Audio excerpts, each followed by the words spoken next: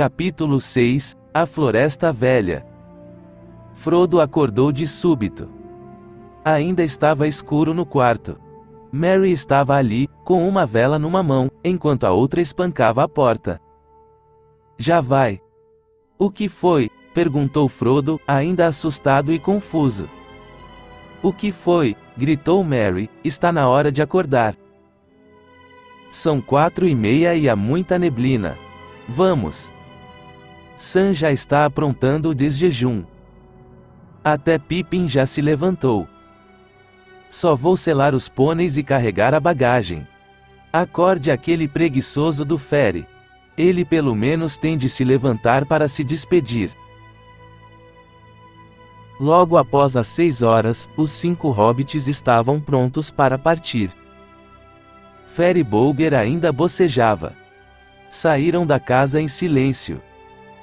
Merry foi na frente, conduzindo um pônei carregado, por um caminho que atravessava um matagal atrás da casa, passando por várias plantações. As folhas das árvores reluziam, e todos os galhos gotejavam, o orvalho gelado tornava a grama cinzenta. No silêncio reinante, ruídos distantes pareciam próximos e claros. Pássaros tagarelando num quintal, alguém fechando a porta de uma casa ao longe. No barracão encontraram os pôneis, pequenos animais robustos, do tipo apreciado pelos hobbits, não velozes, mas bons para um longo dia de trabalho. Montaram, e logo foram em direção à névoa, que parecia relutante em dar-lhes passagem, e se fechava proibitivamente atrás deles. Depois de 1 hora de viagem, devagar e sem conversarem, viram de repente a cerca surgir adiante. Era alta e estava coberta por uma rede de teias de aranha prateadas. Como vão conseguir atravessar a cerca? Perguntou Fredegar. Sigam-me e verão, disse Merry. Dobrou à esquerda ao longo da cerca, e logo chegaram a um ponto onde ela se inclinava para dentro, acompanhando a beira de uma valeta. A alguma distância da cerca, um corte havia sido feito no solo, que descia suavemente e entrava na terra. Nas laterais, paredes de tijolo se erguiam em linha reta, para depois descreverem um arco, formando um túnel que mergulhava embaixo da cerca e saía do outro lado da valeta. Neste ponto Fere Bolger parou. Adeus, Frodo, disse ele, gostaria que não estivessem indo pela floresta. Só espero que não precisem ser resgatados antes do fim do dia. Mas boa sorte para vocês, hoje e sempre. Se à nossa frente não existirem coisas piores que a Floresta Velha, serei uma pessoa de sorte, disse Frodo. Diga a Gandalf para se apressar através da Estrada Leste, logo voltaremos para ela, avançando o mais rápido possível. Adeus, gritaram todos, descendo pela valeta e desaparecendo dentro do túnel. O interior era escuro e úmido. A outra extremidade era fechada por um portão feito de grossas barras de ferro. Merry desceu do pônei e destrancou o portão, e, quando todos tinham passado, fechou-o novamente. Houve uma pancada e o trinco travou com um clique. O som era agourento. Pronto, disse Merry, vocês deixaram o condado, e agora estão do lado de fora, na borda da Floresta Velha. As histórias que contam sobre este lugar são verdadeiras? Perguntou Pippin. Não sei a que história se refere, respondeu Merry. Se estiver falando das histórias de medo que as babás de Fere lhe contavam, sobre orques, lobos e coisas assim, diria que não. Pelo menos eu não acredito nelas. Mas a floresta é esquisita. Tudo nela é muito mais vivo, mais ciente do que está acontecendo, por assim dizer, do que são as coisas no condado. E as árvores não gostam de forasteiros. Elas vigiam as pessoas. Geralmente, ficam satisfeitas somente em vigiar, enquanto dura a luz do dia, e não fazem muita coisa. De vez em quando, uma árvore mais hostil pode derrubar um galho, ou levantar uma raiz, ou agarrar você com um ramo longo, mas à noite as coisas podem ser mais alarmantes, pelo que ouvi dizer. Estive lá depois do anoitecer apenas 1 ou 2 vezes, e só perto da cerca. Tive a impressão de que todas as árvores estavam cochichando entre si, passando notícias e planos numa língua ininteligível, e os galhos balançavam e se mexiam sem qualquer vento. Na verdade, dizem que as árvores se locomovem, e podem cercar forasteiros e prendê-los. Há muito tempo, elas de fato atacaram a cerca, vieram e se plantaram bem próximas, curvando-se sobre ela. Mas vieram os hobbits e cortaram centenas de árvores, depois fizeram uma grande fogueira na floresta, queimando todo o solo numa longa faixa a leste da cerca. Depois disso as árvores desistiram de atacar, mas se tornaram muito hostis. Ainda existe o lugar, um espaço amplo e escalvado não muito distante, onde a fogueira foi feita. Só as árvores é que são perigosas? Perguntou Pippin. Existem várias coisas esquisitas morando dentro da floresta, e do lado de lá, disse Merry, ou pelo menos assim ouvi dizer, eu nunca vi nenhuma delas. Mas alguma coisa deixa trilhas. Toda vez que se entra lá, pode-se encontrar trilhas abertas, elas parecem mudar de tempo em tempo, de modo singular. Não muito longe deste túnel há, ou houve por um longo tempo, o início de uma trilha bem larga conduzindo à clareira da fogueira, e continuando mais ou menos na direção que pretendemos seguir, para o leste e um pouco ao norte. É essa trilha que vou tentar encontrar. Agora os hobbits tinham deixado o portão do túnel e seguiam pela ampla cavidade. Do outro lado havia uma trilha que subia até o solo da floresta, 100 metros ou mais além da cerca, mas desaparecia logo ao atingir o pé das árvores. Olhando para trás, eles podiam ver a escura linha da cerca através dos galhos das árvores, que já se emaranhavam ao redor. À frente, só conseguiam enxergar troncos de árvores de tamanhos e formas inumeráveis, retos ou inclinados, torcidos, curvados, grossos ou delgados, lisos ou nodosos e cheios de galhos, e todos os galhos eram verdes ou, quando cobertos por musgo ou lodo, cinzentos. Só Merry parecia bastante alegre. É melhor você ir na frente e encontrar a trilha, disse Frodo a ele, não vamos nos dispersar, e é importante sempre ter a cerca como ponto de referência. Fizeram o caminho por entre as árvores, e os pôneis pisavam cuidadosamente, evitando as muitas raízes torcidas e emaranhadas. Não havia vegetação rasteira. O solo descrevia uma subida, e, conforme avançavam, parecia que as árvores se tornavam mais altas, mais escuras, e a floresta mais fechada. Não se ouvia qualquer ruído, a não ser um ocasional gotejar de umidade caindo das folhas paradas. Até agora, não se escutava qualquer sussurro ou movimento entre os galhos, mas todos os hobbits tinham a desagradável sensação de que estavam sendo observados com desaprovação. Logo essa desaprovação se intensificou, passando a antipatia e até inimizade. A sensação foi ficando cada vez mais forte, até que se viram olhando rápido para cima, ou para trás por sobre os ombros, como se esperassem um golpe repentino. Ainda não havia nenhum sinal da trilha, e cada vez mais as árvores pareciam barrar a passagem. De repente, Pippin sentiu que não podia suportar isso por mais tempo, e sem avisar ninguém soltou um grito alto. Ei! Ei! Não vou fazer mal nenhum. Apenas me deixem passar, está bem? Os outros pararam, assustados, mas o grito foi sumindo, como se tivesse sido abafado por uma cortina pesada. Não houve eco ou resposta, mas a floresta pareceu ficar mais fechada e mais atenta que antes. Eu não gritaria, se fosse você, disse Merry, isso pode prejudicar mais que ajudar. Frodo começou a se perguntar se realmente era possível encontrar uma trilha, e se tinha feito a coisa certa, trazendo os outros para aquela abominável floresta. Merry olhava de um lado para o outro, e parecia já não ter certeza da direção a seguir. Pippin percebeu isso. Não demorou muito para nos perdermos, disse ele. Mas nesse momento Merry deu um suspiro de alívio, e apontou para frente. Bem, disse ele, estas árvores realmente mudam de lugar. Lá está a clareira da fogueira à nossa frente, pelo menos espero que seja, mas a trilha que levava a ela parece ter saído do lugar.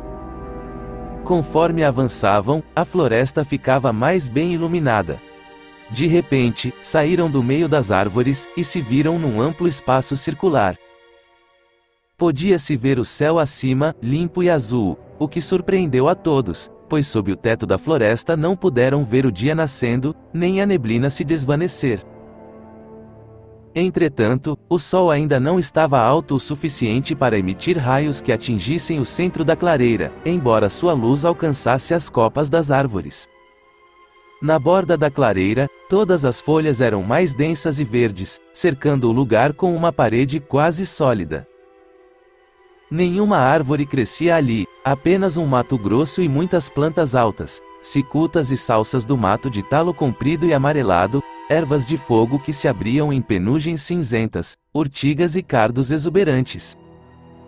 Um lugar triste, mas que comparado à densa floresta parecia um jardim alegre e encantador. Os hobbits se sentiram encorajados, olhando cheios de esperança para a luz do dia que se espalhava no céu. Do outro lado da clareira, havia uma falha na parede de árvores, e além dela uma trilha bem desenhada. Podia-se ver que a trilha entrava na floresta e que em alguns pontos era larga e descoberta, embora de vez em quando as árvores se aproximassem e a cobrissem com a sombra de seus galhos escuros. Foram por ali. Continuavam a subir suavemente, mas agora com muito mais rapidez e com os corações mais leves, parecia que a floresta estava mais branda, e que afinal iria deixá-los passar sem grandes dificuldades. Mas depois de uns momentos o ar ficou quente e abafado. As árvores começaram a se aproximar dos dois lados da trilha, e não se conseguia enxergar muito à frente.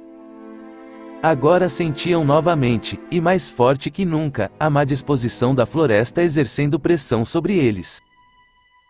O silêncio era tão grande que o ruído dos cascos dos pôneis, farfalhando nas folhas mortas e ocasionalmente tropeçando em raízes escondidas, parecia um estrondo aos ouvidos. Frodo tentou cantar alguma coisa para encorajá-los, mas sua voz não passava de um murmúrio. Ó vós que vagais pela terra sombria, confiai. Porque, embora negra se estenda, termina a floresta algures algum dia. O sol que se abre penetra sua tenda. Sol que levanta, o sol que anoitece. Dia que termina, o dia que começa. Pois a leste e a oeste a floresta perece. Perece, logo após ter dito a palavra, sua voz desapareceu. O ar parecia pesado, fazendo com que pronunciar palavras ficasse muito cansativo. Logo atrás deles, um grande ramo caiu de uma velha árvore, quebrando-se com um estalo no solo. As árvores pareciam se fechar à frente deles. Elas não gostam dessa coisa de terminar e perecer, disse Merry, eu não cantaria mais nada agora. Espere até chegarmos à borda, e então nos viraremos para elas, cantando num coro bem alto. Falava de modo alegre, e embora pudesse estar bastante ansioso, não o deixava transparecer. Os outros não responderam. Estavam deprimidos. Um grande peso se instalava no coração de Frodo, que a cada passo se arrependia de ter desafiado a ameaça que as árvores representavam. Estava de fato quase parando e propondo que voltassem, se ainda era possível, quando as coisas mudaram de rumo. A trilha, antes inclinada, ficou quase plana. As escuras árvores se afastaram para os lados, e à frente podia-se ver a trilha seguindo quase em linha reta. Diante deles, mas ainda a certa distância, surgia o topo verde de uma colina, sem árvores, erguendo-se como uma cabeça calva acima da floresta ao redor. A trilha parecia ir direto para lá. Agora avançavam rápido novamente, deliciados com a ideia de subir acima do nível do teto da floresta por uns momentos. A trilha desceu, e depois começou a subir de novo, conduzindo-os finalmente ao pé da encosta íngreme da colina. Ali abandonava as árvores e sumia dentro da turfa. A mata se erguia em toda a volta da colina, como uma cabeleira espessa que terminava abruptamente num círculo em volta de uma coroa raspada. Os hobbits conduziram os pôneis colina acima, descrevendo voltas e mais voltas até alcançarem o topo. Ali pararam e olharam tudo ao seu redor.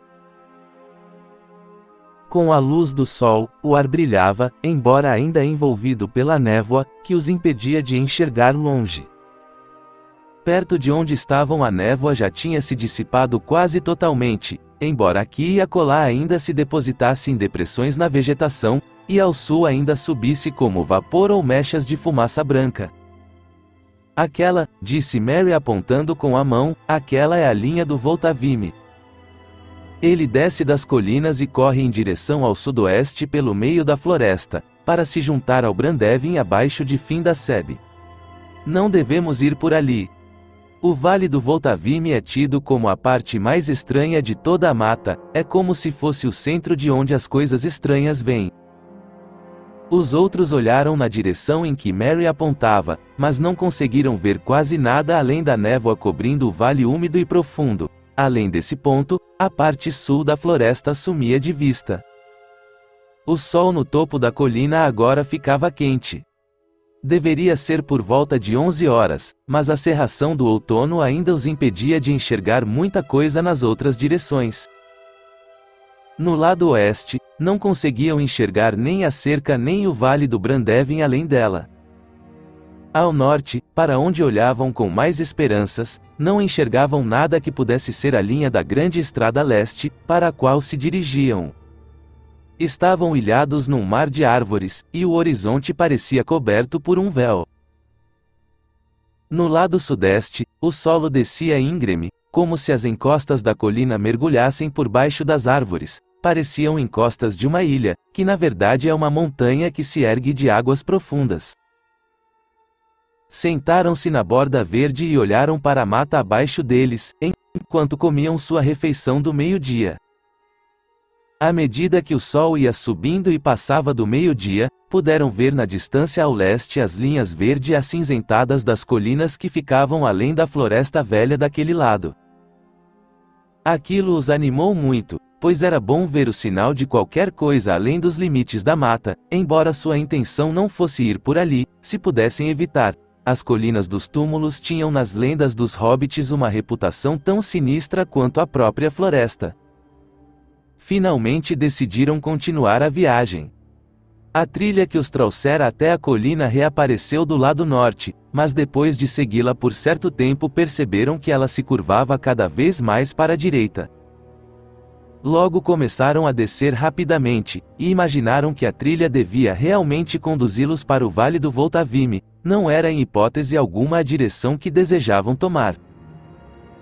Depois de discutirem o assunto, resolveram abandonar essa trilha enganosa e rumar para o norte, pois, embora não tivessem conseguido enxergar nada quando estavam na colina, a estrada devia ficar daquele lado, e não poderia estar a muitas milhas de distância.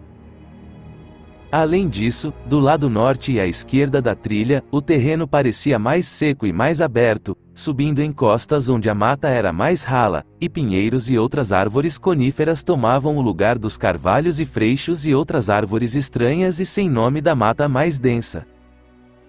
Num primeiro momento, pareceu que tinham feito uma boa escolha, avançaram numa velocidade razoável, mas toda vez que vislumbravam o sol em alguma clareira, tinham a inexplicável sensação de estarem enveredando para o leste.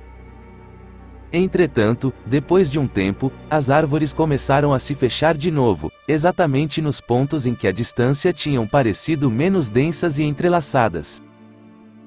Então, de repente, surgiram no solo grandes dobras, que pareciam marcas feitas por rodas de carroças gigantescas, eram sulcos largos como estradas afundadas, há muitos sem uso e sufocadas por espinheiros. Essas dobras geralmente cruzavam o caminho que desejavam fazer, e eles só podiam atravessá-las descendo e depois subindo de novo, o que era problemático e difícil para os pôneis. Cada vez que desciam, encontravam a depressão cheia de arbustos densos e de um mato emaranhado, que de alguma forma não davam passagem à esquerda, e só se abriam quando eles viravam para a direita. Além disso, era preciso caminhar um tanto no fundo, até conseguirem encontrar uma passagem para a outra margem. Cada vez que saíam do sulco, as árvores pareciam mais profundas e escuras, e era sempre mais difícil achar passagens à esquerda e para cima, o que os forçava a ir para a direita e para baixo. Depois de 1 ou 2 horas, tinham perdido completamente o senso de direção, embora soubessem muito bem que tinham deixado de rumar para o norte havia muito tempo. Estavam sendo conduzidos, simplesmente seguindo um curso escolhido para eles, em direção ao leste e ao sul, para dentro do coração da floresta, e não o contrário. A tarde já terminava quando atingiram aos trancos e barrancos uma vala mais larga e profunda que todas que já tinham encontrado. O declive era tão acentuado e o mato tão denso que ficou impossível sair dali, de qualquer um dos lados, sem que deixassem para trás os pôneis e a bagagem. Tudo o que podiam fazer era seguir caminho pela própria vala, para baixo. O solo ficou fofo, e em alguns pontos lamacento, nascentes de água apareceram nas margens, e logo eles se viram seguindo um riacho que corria e murmurava através do leito coberto de mato. Então o solo começou a descer rapidamente, e o riacho ficou mais caudaloso e a correnteza mais forte, fluindo e pulando colina abaixo. Estavam agora num fosso fundo, escuro e coberto por árvores que formavam um arco muito acima de suas cabeças. Depois de avançarem aos tropeços por algum tempo ao longo da corrente de água, de repente saíram da escuridão, como se através de um portão vissem a luz do sol diante deles. Passando pela abertura, descobriram que tinham, através de uma fissura, descido uma ladeira alta e íngreme, quase um penhasco. Na base dela se estendia uma ampla área coberta por gramíneas e juncos, e ao longe podia-se ver outra ladeira, quase tão íngreme quanto a primeira. Uma tarde dourada de sol tardio se deitava morna e sonolenta sobre a terra escondida entre as duas ladeiras. Bem no meio, um rio de águas escuras descrevia curvas lentas, ladeado por salgueiros antigos, coberto por um arco de ramos de salgueiro, bloqueado por salgueiros caídos e salpicado de milhares de folhas de salgueiro amarelecidas. O ar estava cheio delas, caindo amarelecidas de seus galhos. De fato havia uma brisa morna e suave soprando de leve no vale, e os juncos farfalhavam, e os ramos de salgueiro estalavam. Bem, agora pelo menos tenho uma noção de onde estamos, disse Mary. Viemos em direção quase oposta ao que pretendíamos. Este é o rio Volta-Vimy. Vou avançar um pouco e explorar o lugar. Passou à frente, entrando na região iluminada pelo sol, e desapareceu dentro do mato alto. Depois de um tempo reapareceu, e disse que o solo era razoavelmente sólido entre o pé do penhasco e o rio. Alguns trechos eram cobertos por turfa firme até a beira da água. Além disso, disse ele, parece existir algo parecido com uma trilha sinuosa ao longo deste lado do rio. Se virarmos à esquerda e seguirmos por ela, podemos acabar chegando ao lado leste da floresta. Acho que sim, disse Pippin, quer dizer, se a trilha continuar até lá, e não nos levar simplesmente para um brejo sem saída. Quem você acha que fez essa trilha, e por quê? Tenho certeza de que não foi para nos ajudar. Estou ficando muito desconfiado desta floresta e de tudo dentro dela, e começo a acreditar em todas as histórias que contam. E você tem alguma ideia da distância que teremos de percorrer rumo ao leste? Nenhuma, disse Mary. Não sei nem em que altura do Volta-Vimy estamos, e quem viria aqui com frequência suficiente para fazer uma trilha. Mas não consigo pensar em outra saída. Não havendo mais nada a fazer, seguiram em fila, Mary indo na frente pela trilha há pouco descoberta.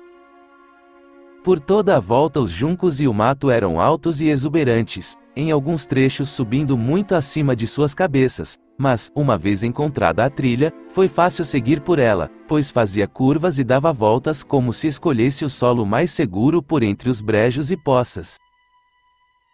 Aqui e ali passava sobre outros córregos, que desciam dos pontos mais altos da mata através de sulcos, para desaguar no Volta-Vimy. Nesses trechos, troncos de árvores ou feixes de lenha tinham sido cuidadosamente colocados para possibilitar a passagem. Agora os hobbits começavam a sentir muito calor. Exércitos de moscas de todos os tipos zumbiam-lhes nas orelhas, e o sol da tarde queimava suas costas.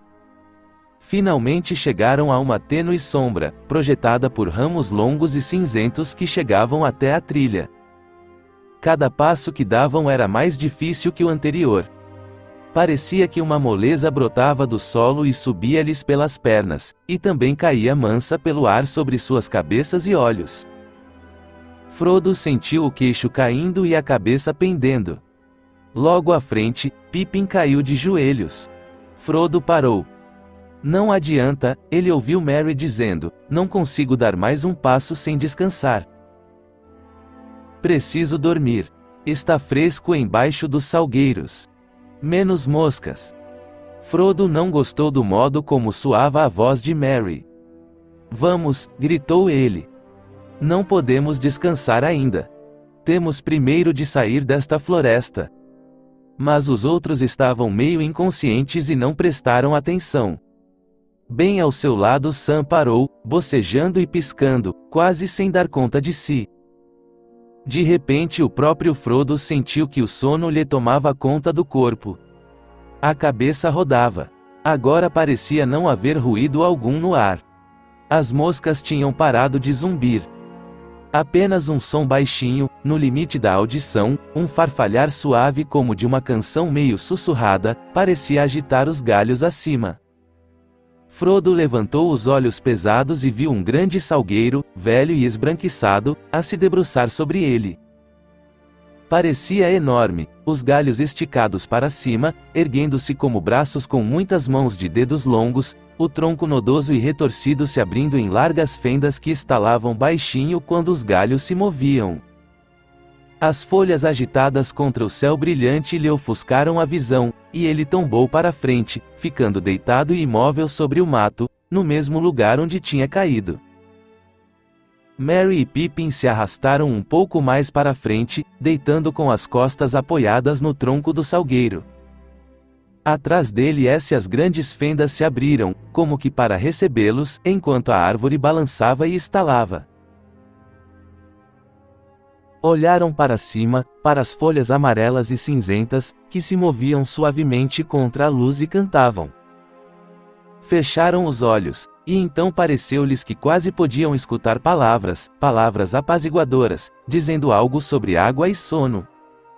Cederam ao encanto e caíram em sono profundo ao pé do grande salgueiro esbranquiçado. Frodo ficou por uns momentos deitado, lutando contra o sono que o dominava, então, com um enorme esforço, ficou em pé novamente. Sentia um implacável desejo de água fresca. Espere aqui, Sam, gaguejou ele. Lavar os pés um pouquinho. Quase sonâmbulo, foi cambaleando até o lado da árvore que dava para o rio, onde grandes raízes arcadas cresciam dentro da água, como pequenos dragões encaroçados esticando o corpo para beber água, sentou-se sobre uma dessas e começou a bater os pés quentes na água fresca e escura. Ali mesmo adormeceu de repente, com as costas apoiadas na árvore. Sam sentou-se e coçou a cabeça, a boca se abrindo num bocejo como uma caverna. Estava preocupado. A tarde avançava e essa sonolência não parecia normal. Existe mais por trás disto do que apenas sol e ar quente, murmurou ele para si mesmo, não gosto desta árvore grande. Não confio nela. Ainda por cima cantando coisas sobre sono. Isso não pode estar certo. Pôs-se de pé e foi cambaleando ver o que tinha acontecido com os pôneis. Descobriu que 2 deles tinham avançado uma boa distância pela trilha. Estava trazendo-os de volta para junto dos outros quando ouviu 2 ruídos, um alto, e outro baixo, mas muito claro. O primeiro foi o som de algo pesado caindo na água, o outro era um barulho parecido com o que um trinco faz quando se tranca uma porta com cuidado. Voltou correndo à margem. Frodo estava na água, perto da beira, e uma grande raiz da árvore parecia estar por cima dele, impulsionando-o para baixo, mas ele não lutava contra isso. Sam agarrou-o pelo casaco, arrastando-o para longe do alcance da raiz, depois, com dificuldade, trouxe-o até a margem. Frodo acordou quase imediatamente, tossindo e engasgado. Sabe de uma coisa, Sam, disse ele finalmente, esta árvore abominável me atirou na água. Eu senti.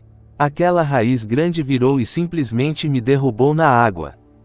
O senhor estava sonhando, eu acho, senhor. Frodo, disse Sam, não devia ter sentado num lugar desses, se estava com tanto sono. E os outros? Perguntou Frodo, fico pensando que tipo de sonhos estarão tendo. Os dois deram a volta, chegando ao outro lado da árvore, e então Sam entendeu o clique que tinha escutado. Pippin desaparecera. A fenda da árvore perto da qual se deitara tinha se fechado, de modo que não se via mais nem sinal dela. Merry estava preso, uma outra fenda tinha se fechado na altura da sua cintura, deixando as pernas de fora, mas o resto do corpo estava dentro de uma abertura escura, cujas bordas o prensavam como uma pinça. Primeiro, Frodo e Sam bateram no tronco da árvore onde Pippin tinha deitado. Depois tentaram com todas as forças abrir a mandíbula da fenda que prendia o pobre Merry. Nada disso adiantou. Que coisa horrível, gritou Frodo desesperado, porque fomos entrar nesta floresta terrível. Queria que tivéssemos voltado para Cricôncavo. Chutou a árvore com toda a força, sem se importar com os próprios pés. Um tremor quase imperceptível percorreu toda a árvore, do caule até os galhos, as folhas farfalharam e sussurraram, mas agora produzindo um som que parecia uma risada distante e fraca. Suponho que não temos um machado na bagagem, senhor. Frodo, perguntou Sam. Eu trouxe uma pequena machadinha para cortar lenha, disse Frodo. Não ajudaria muito. Espere um pouco, gritou Sam, agitado por uma ideia sugerida pela palavra lenha, podemos fazer alguma coisa com fogo. Sim, podemos, disse Frodo cheio de dúvidas, mas também podemos assar Pippin vivo lá dentro. Para começar, podemos tentar ferir ou amedrontar esta árvore, disse Sam, furioso. Se isto não os libertar, eu derrubo a árvore, nem que seja a dentadas. Correu até os pôneis e logo depois voltou com 2 caixas de pederneiras e uma machadinha. Rapidamente juntaram capim e folhas secas, e pedaços de casca de árvore, fizeram uma pilha de gravetos e galhos cortados. Amontoaram tudo contra o tronco, no lado da árvore oposto àquele onde estavam os prisioneiros. Logo que Sam lançou uma faísca, o capim seco começou a queimar, e uma lufada de chamas e fumaça subiu. Os gravetos estalavam. Pequenas línguas de fogo lambiam a casca sulcada da velha árvore, chamuscando-a. Um tremor percorreu todo o salgueiro. As folhas pareciam sibilar sobre as cabeças deles com um ruído de dor e raiva. Um berro agudo veio de Merry, e de dentro da árvore escutaram Pippin dar um grito abafado. Apague isso! Apague! Gritou Merry, ele vai me partir em 2 se você não apagar. Ele está dizendo. Quem? O quê? Berrou Frodo, dando a volta rápido até o outro lado da árvore.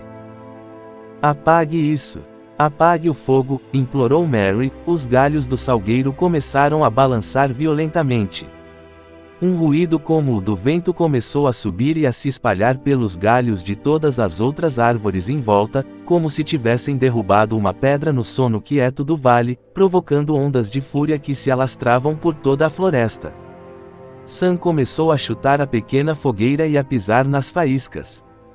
Mas Frodo, sem ter uma ideia clara do motivo pelo qual fazia isto, ou do que esperava conseguir, correu ao longo da trilha gritando socorro. Socorro! Socorro!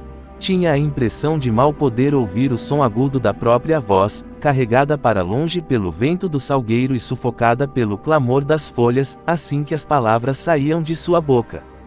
Sentiu-se desesperado, perdido e estúpido. De repente parou. Ouviu uma resposta, ou pelo menos pensou ter ouvido, parecia que vinha de trás, da parte baixa da trilha, dentro da floresta. Voltou-se e escutou, e logo não teve mais dúvidas. Alguém entoava uma canção, uma voz grave e alegre cantava, despreocupada e alegre, mas as palavras não faziam sentido. Ei boneca! Feliz neneca! Ding dong dilo! Ding clong! Não delongue! Largue logo aquilo! Tom bom, jovial! Tom bombadilo! Meio esperançosos e meio amedrontados por algum possível novo perigo, Frodo e Sam ficaram paralisados. De repente, saindo de uma longa cadeia de palavras sem sentido, ou pelo menos assim parecia, a voz ficou mais alta e clara, explodindo nesta canção. Vem, linda boneca, bela neneca, querida minha, leve é o vento e leve é a pluma da andorinha. Lá embaixo sob a montanha, ao sol brilhando. A luz da lua, nas soleiras já esperando. Minha linda senhora está. Filha da mulher do rio. Mais clara do que a água, esbelta qual ramo esguio. O velho Tom Bombadil, nenúfares carregando. Salta de volta pra casa. Podes ouvi-lo cantando? Vem, linda boneca, bela neneca. Feliz e bela. Fruta douro, linda amora amarela. Pobre e velho salgueiro, esconde tuas raízes. Tom tem pressa agora. Há noites e dias felizes. Tom de volta de novo, nenúfares carregando. Vem, linda boneca, bela neneca. Podes ouvir-me cantando? Frodo e Sam pareciam enfeitiçados. O vento foi abrandando. As folhas não se agitavam mais nos galhos paralisados. Houve nova explosão de música, e então, de repente, saltando e dançando pela trilha, apareceu por cima dos juncos um velho chapéu gasto, de copa alta e com uma pena azul comprida presa à fita. Com mais um salto e um pulo, apareceu um homem, ou pelo menos assim parecia. De qualquer modo, era grande e pesado demais para ser um hobbit, embora não alto o suficiente para ser uma pessoa grande, mas o barulho que fazia era digno de uma delas, pisando forte com grandes botas amarelas que lhe cobriam as pernas grossas, e avançando pelo capinzal. E por entre os juncos como uma vaca que desce para beber água. Vestia um casaco azul e tinha uma longa barba castanha. Os olhos eram claros e azuis, o rosto vermelho como uma maçã madura, mas que se franzia em inúmeras rugas provocadas pela sua risada. Trazia nas mãos uma enorme folha, à guisa de bandeja, que sustentava um pequeno ramalhete de nenúfares brancos. Socorro! Gritaram Frodo e Sam, correndo em direção a ele com os braços estendidos. Oh! Quietos aí! Gritou o velho, levantando uma mão, ao que eles pararam imediatamente, como se tivessem sido paralisados. Agora, meus pequenos camaradas, aonde vão assim, bufando como foles? Qual é o problema aqui? Sabem quem eu sou? Meu nome é Tom Bombadil. Contem-me seu problema. Tom está com pressa. Não amassem meus nenúfares. Meus amigos estão presos no salgueiro, gritou Frodo, quase sem fôlego. O senhor Merry está sendo esmagado numa fenda, berrou Sam. O quê? Gritou Tom Bombadil, dando um salto no ar, o velho salgueiro homem. Nada pior que isso. Podemos resolver isso logo. Conheço a melodia para ele. Velho salgueiro homem cinzento. Vou congelar a seiva dele, se não se comportar. Vou cantar até que as raízes saiam do solo. Vou cantar para levantar um vento que leva embora folha e ramo. Este velho salgueiro homem, aninhando cuidadosamente os nenúfares no chão, correu até a árvore. Ali viu os pés de Merry ainda de fora, o resto já tinha sido tragado pela árvore. Tom colocou a boca perto da fenda e começou a cantar dentro dela em voz baixa. Os hobbits não conseguiam entender as palavras, mas ficou evidente que Merry estava acordando. Suas pernas começaram a chutar. Tom pulou para trás, e quebrando um galho que pendia começou a golpear a árvore com ele. Deixe-o sair, velho salgueiro homem, disse ele, o que está pensando? Não deveria estar acordado. Coma terra. Cave fundo. Beba água. Vá dormir. Bombadil está falando, então agarrou os pés de Mary e o puxou da fenda que se abriu de repente. Houve um estalo violento e a outra fenda se abriu, e dela Pippin pulou, como se tivesse sido chutado, então, com um estalido ruidoso, as duas fendas se fecharam novamente. A árvore tremeu desde a raiz até a copa, depois do que fez-se absoluto silêncio. Obrigado, disseram os hobbits, um após o outro. Tom Bombadil desatou a rir. Bem, meus pequenos camaradas, disse ele, abaixando-se para poder enxergar melhor os rostos deles, vocês vêm para casa comigo. A mesa está posta com creme amarelo, favos de mel e pão branco com manteiga. Fruta douro está esperando. Teremos tempo para perguntas enquanto comermos. Sigam-me o mais rápido que conseguirem. Com isso apanhou os nenúfares, e então com um aceno de mão foi pulando e dançando pela trilha em direção ao leste, ainda cantando alto uma canção que não fazia sentido. Surpresos e aliviados demais para poderem conversar, os hobbits o seguiram o mais rápido que puderam. Mas isso não era rápido o suficiente. Tom logo desapareceu na frente deles, e o som de sua música ficou mais fraco e distante. De repente sua voz voltou, flutuando num alto. Olá! Saltando, meus amiguinhos, vamos o rio vencer. Tom chegará na frente, e velas irá acender. A oeste desce o sol, logo a treva cairá. Quando a noite se abater, então a porta se abrirá. Nas janelas vai brilhar da luz o bruxuleio. Não temer o negro amieiro. Não ouvir o velho salgueiro. Não temer ramo ou raiz. Tom lá estará na certa. Salve! Feliz Neneca! Esperemos de porta aberta. Depois disso os hobbits não ouviram mais nada. Quase imediatamente, o sol começou a afundar nas árvores atrás deles. Pensaram na luz oblíqua da noite brilhando no rio Brandevin, e nas janelas de Buqueburgo começando a se iluminar com centenas de lamparinas. Sombras enormes cruzaram o caminho, troncos e galhos de árvores pendiam escuros e ameaçadores sobre a trilha. Uma névoa branca começou a subir em espirais na superfície do rio, espalhando-se pelas raízes das árvores sobre as margens. Do solo bem debaixo de seus pés, um vapor sombrio subia e se misturava no crepúsculo que caía rapidamente. Ficou difícil seguir a trilha, pois estavam muito cansados. Sentiam as pernas como chumbo. Ruídos estranhos e furtivos percorriam os arbustos e juncos dos dois lados, se olhavam para o céu claro, viam rostos retorcidos e deformados, que projetavam sombras escuras contra o crepúsculo, olhando de soslaio para eles, dos altos barrancos e das bordas da floresta. Eles começaram a sentir que toda aquela terra era irreal, e que estavam caminhando num sonho agourento, do qual nunca acordavam. No momento em que perceberam que os pés não poderiam mais seguir adiante, notaram que o solo subia suavemente. A água começou a murmurar. No escuro, enxergaram um reluzir branco de espuma, no ponto onde o rio corria sobre uma pequena cascata. Então, de repente, as árvores acabaram e a névoa ficou para trás. Saíram da floresta, encontrando um grande espaço gramado à sua frente. O rio, agora pequeno e rápido, descia num salto alegre para recebê-los, brilhando aqui e ali com o reflexo das estrelas, que já iluminavam o céu. A grama sob seus pés era macia e curta, como se tivesse sido podada.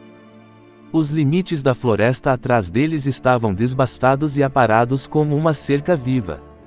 A trilha agora se estendia plana à frente, bem cuidada e ladeada por pedras. Ia fazendo curvas até o topo de um rochedo coberto de grama, agora pintado de cinza pela luz das estrelas, e lá adiante, ainda acima, no topo de um outro barranco, viram as luzes de uma casa piscando. A trilha desceu mais uma vez, e subiu de novo, ao longo de uma encosta suave coberta de turfa, em direção às luzes. De repente, um largo facho de luz amarela fluiu brilhante de dentro de uma porta que se abria. Ali, à sua frente, estava a casa de Tom Bombadil, acima, abaixo, sob a colina. Atrás da casa havia uma saliência íngreme do solo, cinzenta e nua, e além dela as formas escuras das colinas dos túmulos sumiam a leste dentro da noite. Todos correram naquela direção, hobbits e pôneis.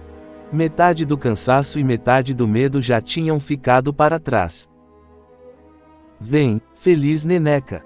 Rolava a canção para saudá-los. Vem, feliz Neneca! Vamos dançando, queridos. Hobbits e pôneis todos. Somos por festa caídos. Agora a alegria começa. Vamos juntos cantar.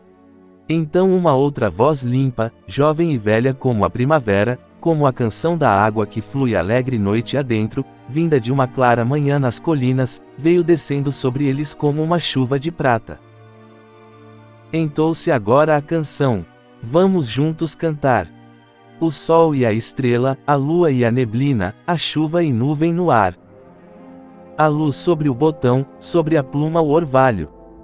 O vento no campo aberto, a flor no arbusto vário. A sombra do lado o junco, nem fares sobre o rio. A bela filha das águas e o velho Tom Bombadil. E com essa canção os hobbits pisaram nas soleiras da porta, e foram então cobertos por uma luz dourada.